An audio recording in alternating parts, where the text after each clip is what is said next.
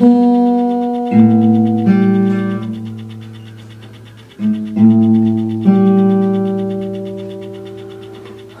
বন্ধুরা, তোমাদেরকে যে বিষয়টা আজকে আমি বলবো সেটা হলো, তোমরা তো অভিনয় করতে চাইছো, অভিনেতা হতে চাইছো বা অভিনেত্রী হতে চাইছো। সবার প্রথম যেটা প্রয়োজন সেটা হলো নিজের কণ্ঠ, মানে কণ্ঠস্বর, সেটা কিন্তু সুমধুর করে তুলতে হবে। যদি আমাদের কণ্ঠস্বর সুমধুর না হয় তাহলে কিন্তু কখনোই আমরা ভালো কাজ করতে পারবো না, বা আমাদের কথাগুলোকে লোকে গ্রহণযোগ্য করে তুলবে না। তাহলে আমাদের কি করতে হবে? আমাদের প্রথমে করতে হবে যেটা, সেটা হলো আমাদের কথা পরিষ্কার পরিচ্ছন্ন হতে হবে। কথা বলতে হবে ভীষণ ক্লিয়ার, পরিষ্কার করে কথা বলতে হবে, উচ্চারণ করতে হবে সঠিকভাবে।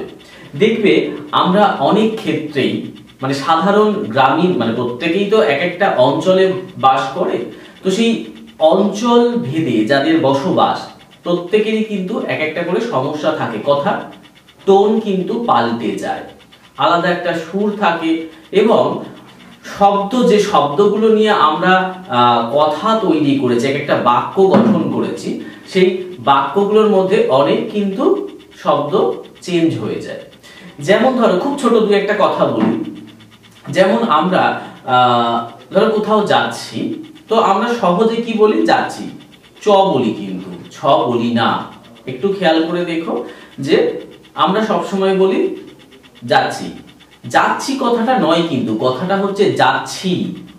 এই যে ছয়ে জোর পড়বে, চয়ে নয় কিন্তু, ঠিক আছে? যেমন ছাদ বলে ছাদ, ত, এই যে ত, দ, থ, এই যে শব্দগুলো, এগুলো কিন্তু আমরা চেঞ্জ করে ফেলি। কথা, তো আমরা কথা বলি, কিন্তু অধিকাংশ মানুষ বলে কথা বলছি, ত বলে।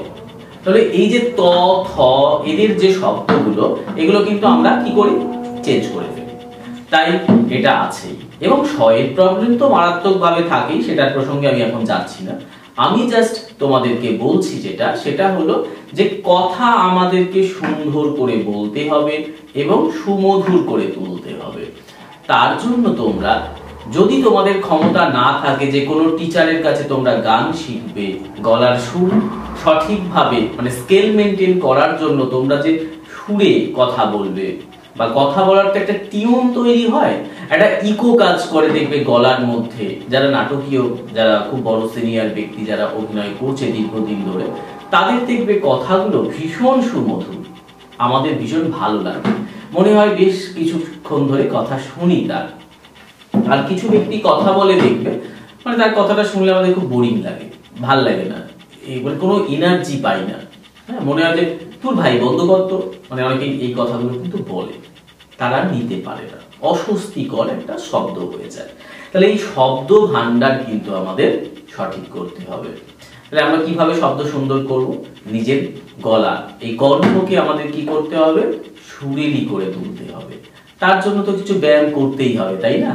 এমনি এমনি তার হয় না, কোনো কিছুই হয় না। এই যে যারা তোমরা দেখছো বেশ এখন জিমে গিয়ে দারুণ বেশ বডি শডি বানিয়ে ফেলছে, লুকিং গেট আপ সব সুন্দর করে ফেলছে, পার্লারে গিয়ে মহিলারা সুন্দরভাবে গেট আপ করে, চুলের হেয়ার স্টাইল করে, মেকআপ করে একদম টিপটপ সবাই। তো সেখানে কি করতে হয়? একটা জায়গায় গিয়ে নিজেকে কিন্তু গড়ে তুলতে হয়। জিম করতে গেলে সেটা কিন্তু আজ গেলেই কাল তুমি ওরকম কখনোই ওই সুন্দর একটা বডি স্ট্রাকচার গঠন করতে পারবে না। তার জন্য তোমাকে দীর্ঘদিন প্র্যাকটিস করতে হবে, ব্যায়াম করতে হবে। সেই রকমই সুন্দরভাবে কথা বলতে চাইলেও তোমাকে কি করতে হবে?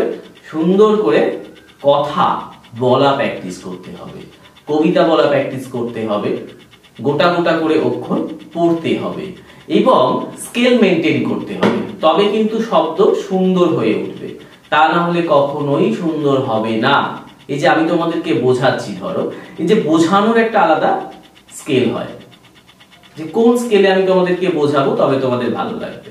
তাহলে এটা একটা বোঝানো, সেই বোঝানোর বিষয়টাকে বোঝানোর মতো করে বোঝাতে হবে, না হলে কিন্তু ভালো লাগবে না। গল্প বললে গল্প বলার মতো করে গল্প বলতে হবে, তবে ভালো লাগবে। কবিতা বললে কবিতা বলার মতো করে কবিতা বলবে, তবে ভালো লাগবে। এইভাবেই তো ভালো লাগাটা তৈরি হয়, তাই না? যারা প্রেম নিবেদন করে সেই প্রেমিক প্রেমিকার মধ্যেও দেখবে একটা সুন্দর মধুর সম্পর্ক গড়ে ওঠে ভাষার উপর দিয়ে, বাক্যলাপের মধ্যে দিয়ে। যদি আমি তাকে বলি, প্রিয়তমা তোমার চোখগুলো ভীষণ সুন্দর, তোমার মুখের হাসিটা দেখলে আমি সব ভুলে যাই। যখন সুন্দরভাবে বলবে, তোমার প্রিয়তমাও মিষ্টি করে হাসবে, তোমার দিকে তাকাবে এবং ভালোবাসবে। আর যদি তুমি বলো, হ্যাঁ কি হাসি তোমার, বা হাসিটা ভালো লাগছে, হ্যাঁ এটা ক্যাজুয়াল ভাবে কথা বলছো, মানে ওরও সেই ইমপ্রেস করতে পারবে না তুমি। তাহলে আমরা প্রতিটা ক্ষেত্রেই কিন্তু মানুষের মন জয় করার জন্য আমাদেরকে সুন্দর করে কথা বলা প্র্যাকটিস করতে হবে। ঠিক স্যার? তো আমরা তো মানুষের মন জয় করার কাজ করছি, তাই না? বাকি যে সমস্ত মানুষ আছে তাদেরকে আমাদের কি করতে হয়? মনোরঞ্জন করানোর জন্য অভিনয় করতে হয়, গান গাইতে হয়, কমেডি করতে হয়, নাচ করতে হয়। তো আমরা শিল্প সত্তা নিয়ে জন্ম নিয়েছি, মানে আমাদের তো অবশ্যই বাকি মানুষদের মনোরঞ্জন করাতেই হবে। আর সেটার জন্য রেয়াজ করতে হবে, প্র্যাকটিস করতে হবে। তোমরা একটা কাজ করো, তোমরা সারেগামাটা প্রত্যেকদিন প্র্যাকটিস করো, তোমরা ঘরোয়াই করো, একটু চেষ্টা করো, দেখবে পারবে। সা রে গা মা পা ধা নি সা। আমি জাস্ট সারেগামাটা বললাম, আমি কিন্তু কোনো সুরের কিচ্ছু করিনি, কিচ্ছু জানি না, কিচ্ছু বুঝি না, তাই তোমাদের শুধু বললাম সা রে গা মা পা ধা নি, শেষ, আবার সারে ফিরে আসছে। সাতটা আমাদের এই শব্দ ভান্ডার দিয়ে আমাদের কি হয়? সুর তৈরি হয়। এই সুরের বিষয়টাই আমি যাচ্ছি না, কারণ আমি গান শেখাচ্ছি না।